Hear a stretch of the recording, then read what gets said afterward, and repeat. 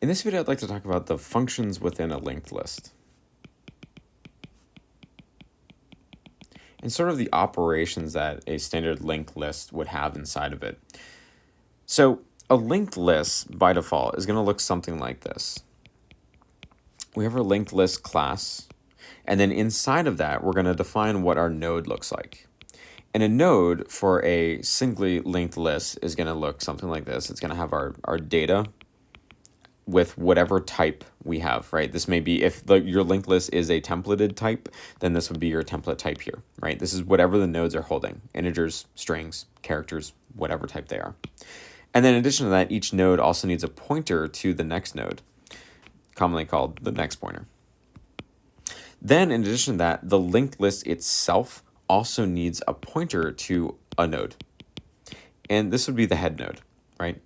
Now, this would all be under, I'm missing a lot of functionality here, or a lot of specific C++ syntax, but this is, in a nutshell, sort of the main structure for a linked list, right? The node may be public or private. This here, the head node, this should be private. There's no reason that anything else needs to access this head node, right? You also need your constructor and your destructor, so on and so forth, right? This node, or this linked list, is going to build a structure that looks like this. In memory, we'll have a series of individual nodes that you'll construct one at a time, and each one will have its own value, 3, 6, 9, and then each one of these nodes, these are the individual node classes, each instance of a node class, and each one of these will point to the next one, something like that. And then this one will point to a null value at the end, or a null pointer, null PTR, right? To show you a little more detail how that would sort of get constructed, right? Let's look at some of the common functions that would exist within a linked list class. The first one I want to talk about is an insert function. So an insert function may take it's definitely going to take a new value, right? So whatever that value is, it's going to match the data type here, right? Whether it's an integer or character, so on and so forth. And then it could also may take an index, an index, if you want to insert it at a specific position, right? So let's talk about the process of what would happen inserting into a new linked list, both for the first time as well as afterwards when you have some nodes constructed. Well, the first time, your head node, that pointer, will initially be null. So this thing will start as null. I would imagine inside this insert function, it would have some sort of first check that says, like, if the head node is null, right?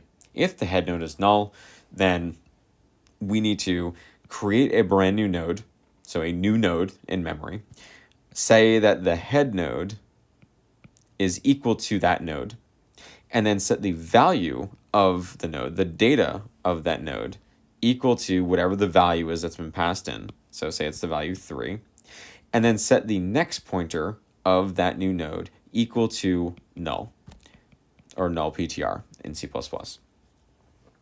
That's sort of like the first step, right? We're going to insert a new node, and the list is empty. We want it to look something like this.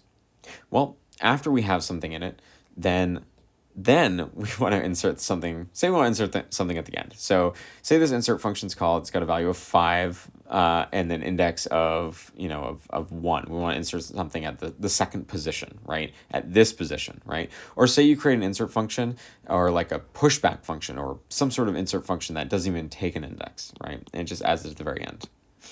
Well, what we need to do is we need to first look at the head node, and then we want to traverse our way down the list as far as we need to go to either reach this index, or if we're looking for the very end, to reach the node that has a null pointer.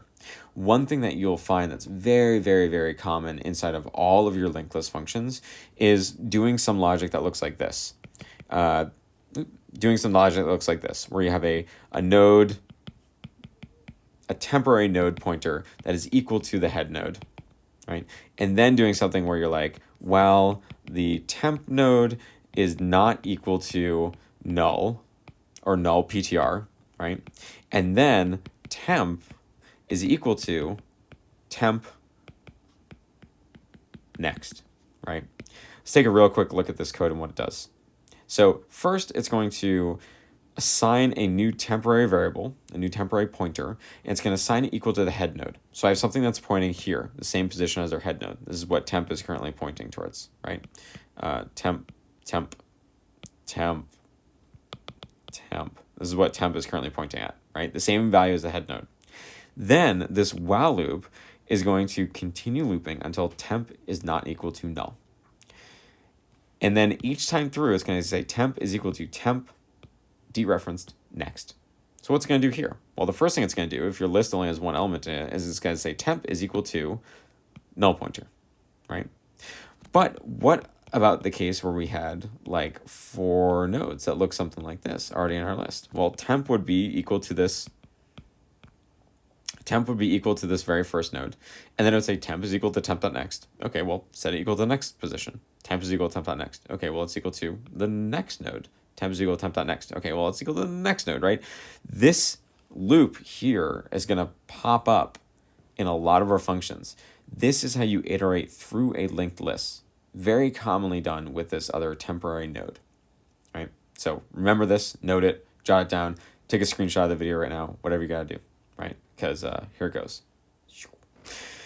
Okay, so our insert is going to initially just insert stuff at the very beginning if our head node is empty, right? Other than that, what we would sort of expect it to do would be to get rid of the null pointer and instead create a brand new node, put the new value in here, and then update the next pointer of the node that we had equal to the new one. And then if this is going at the end, this is now equal to a null, right? If the insert is going to be inserting between 2 nodes, there's a couple steps we want to go here. First is create the new node. You always want to create the new node, right? Add the new value in to the new node, right? And then you would loop through your list to determine where it is that you want to insert after, right? So we want to insert after this node. So a few operations need to happen.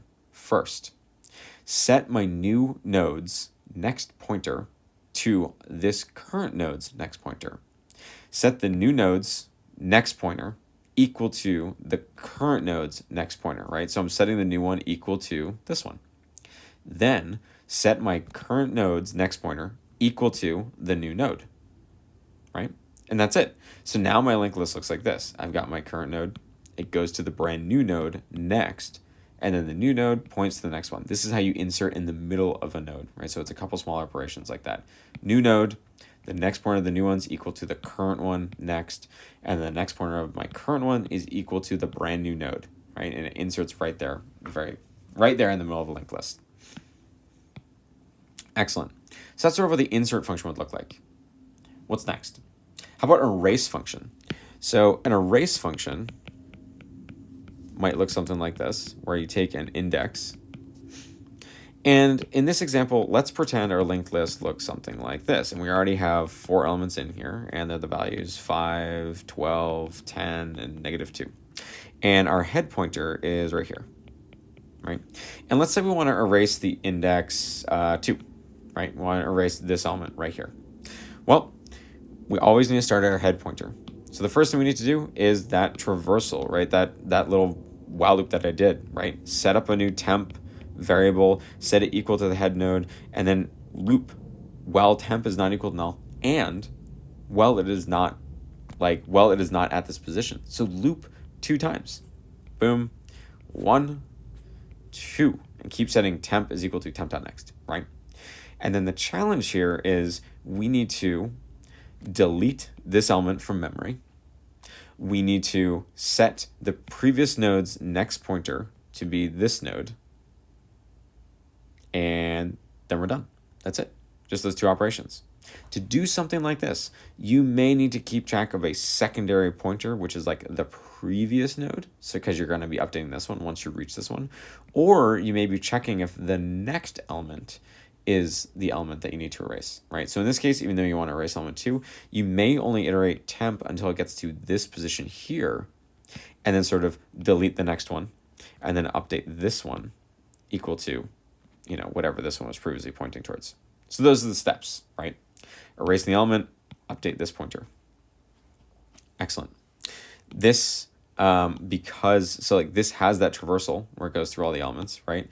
This one is big O of n because it has to iterate through the elements. Insert is also big O of n. It's also linear time, right? Because it has to iterate through all those elements. Cool. What's next? Well, we've got an insert function. We've got an erase function. Let's say that we want to have a subscript operator, right? So we have an operator like this, and it takes like an index into it, right? Same deal. This function here actually is essentially just that while loop that we talked about, right? Loop through each of the elements, right? We have a linked list. Loop through each of the elements, boop, boop, boop, starting at the head node until we reach the one that we want, and return a reference to it. Done. That's it. That's all we got to do. This one's pretty easy, right? The subscript operator is one that is pretty straightforward because we're doing the exact same logic probably in these other functions as well, right? A clear function. So a clear function is a little interesting because with our vector, remember everything was in a contiguous block of memory. So we could very easily just use sort of the delete with like the subscript to delete an entire contiguous block of memory in C++. Well, we can't do that with a vector. Or I'm sorry, we can't do that with a linked list. With a linked list, we have these individual discrete small blocks of data that are sort of scattered, right? They're scattered throughout our memory. We need to call delete on the regular version of delete on each one of these nodes, right? One really common way to do this is to delete from the front, from the very beginning, from the head node, and work your way back, right? Create a temp pointer, assign it equal to your head node, and then start looping. Say, while the head node is not null. Take the head node and assign it to the next node, right? Head is equal to head, arrow, next. And then call delete temp. Delete this one. And then say temp is equal to the head node's position. Again, so you have both nodes pointing at this new position. Then take the head node, set it equal to the next one. Delete the temp node again. Boom, delete this one, right? And then update the temp node to be equal to the head node's position. And just do this, iterate through. So you're iterating through each one of your nodes, calling delete on each one of them, right? You need to make sure that you're clearing up all of these blocks of memory. If you do something for your clear function, you just say delete head node, and that's it. In memory, all that's going to do is delete the very first one, and that's it. And you're going to have a memory leak because each of these blocks of memory that you've allocated for your node class are floating out there in memory, and your program is just going to take up more and more space, right? Cool. So these are just some of the common functions that you're going to find inside of an implementation of a linked list. Using that idea of like a temporary pointer, setting equal to the head node and sort of iterating through the list is incredibly common, and it's used all over the place.